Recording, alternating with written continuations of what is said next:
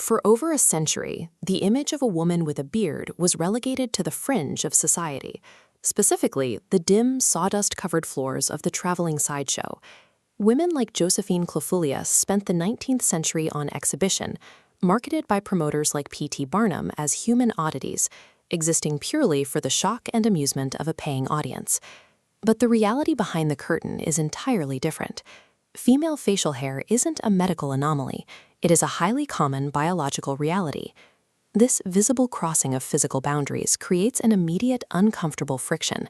It highlights a strict, often unexamined expectation that separates the feminine from the masculine, based simply on the presence or absence of hair.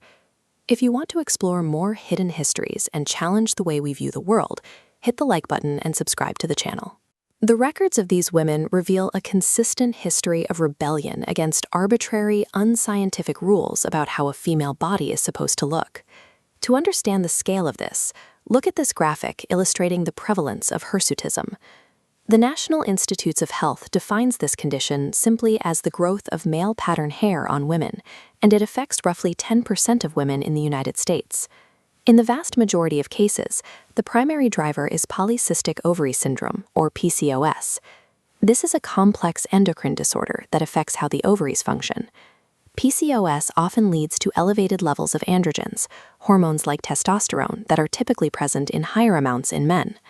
When these androgen levels rise in a woman's body, they interact directly with facial hair follicles and stimulate them to produce thick, terminal hair rather than light peach fuzz. Because this hair growth is triggered by a completely natural variation in hormone levels, a woman growing a beard is not a physiological mistake. It is biology operating exactly as it is programmed to do. Certain women throughout history understood this biological reality and used it to their advantage. Take Clémentine Delay, a French woman who ran a bakery and cafe alongside her husband in the early 1900s. She had shaved her face regularly since her teens, but during a trip to a carnival in 1900, she saw a sideshow performer with a patchy beard and boasted she could easily grow a better one. Her husband put down a 500-franc bet to back her up, and she stopped shaving entirely. She won the bet, and then she commercialized the result. Delay renamed their business the Café of the Bearded Woman, pouring drinks and selling dozens of souvenir postcards featuring herself proudly standing behind the bar.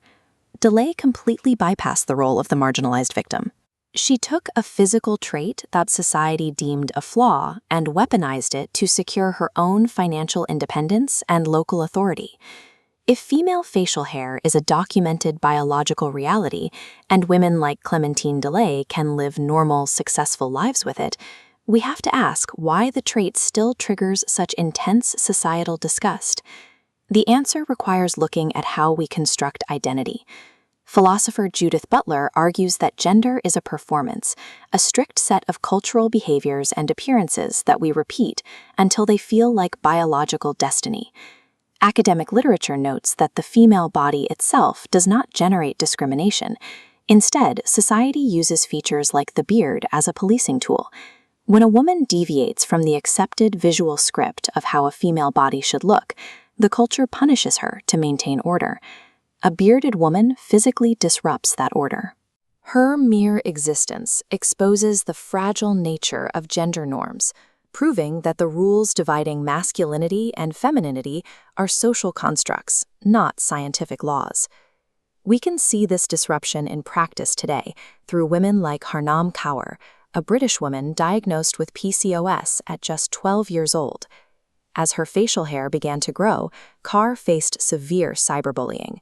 The extreme pressure to conform to typical beauty standards led to years of painful hair removal, intense harassment, and ultimately depression and self-harm. But eventually, she decided to stop fighting her own body. Kaur let her beard grow out, becoming a highly visible body positivity activist, a motivational speaker, and a Guinness World Record holder. We see a similar defiance in performer Jennifer Miller, who founded Circus Amok in New York. She deliberately adopted the historical bearded lady trope, using the traditional sideshow format to openly mock and dismantle restrictive gender stereotypes. For these modern women, refusing to shave is a direct political act of subverting the patriarchal framework that constantly attempts to police their bodies. Having facial hair does not erase these women's identities, nor does it turn them into men. Their visibility proves that womanhood is not tied to specific clothing, the application of makeup, or maintaining a hairless face. Choosing to live by one's own physical rules challenges the authority of these rigid categories, revealing how much cultural effort is required to maintain the illusion of a simple, binary world. True liberation is found in loving one's body unconditionally, completely independent of the arbitrary rules society tries to enforce.